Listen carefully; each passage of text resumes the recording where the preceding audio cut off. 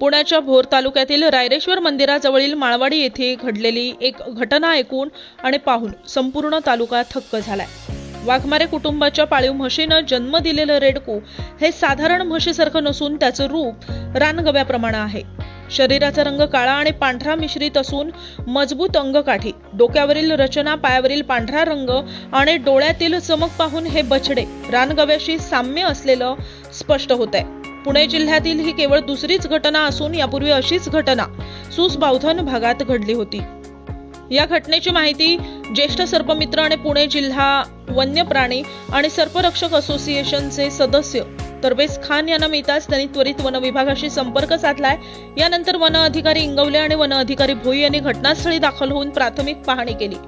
निरीक्षणांती हे बछडे रानगव्याच्या वैशिष्ट्यांसह असल्याचं स्पष्ट झालंय। आता त्याचा नेमका वांशिक संबंध निश्चित करण्यासाठी डीएनए तपासणी आणि रक्त परीक्षण करण्यात येणार आहे।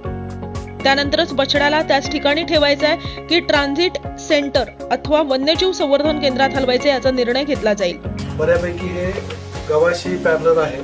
त्याची जी ठेवण आहे शरीराची ही गव्यासारखी दिसत आहे। याचा चांद आहे किंवा हे जे त्याची बॉडी आहे तर पॅरलर आहे। याचा आपण याच्या आईचा आणि याचा रक्त आपण काढून थोडंसं त्याचं अनालिसिस करण्यासाठी आपण करू की बाबा हे किती पर्सेंटेज आहे की गव्याचंच संक्रमण आहे की कशाचं आहे। आता आपण भविष्यात त्याच्यावरती थोडासा रिसर्च किंवा अभ्यास करू आणि वरिष्ठांच्या मार्गदर्शनाखाली याचा पुढील निर्णय घेण्यात येईल। हे गव्याचंच असणार आहे असं प्राथमिक अंदाज तसं दिसून येत आहे।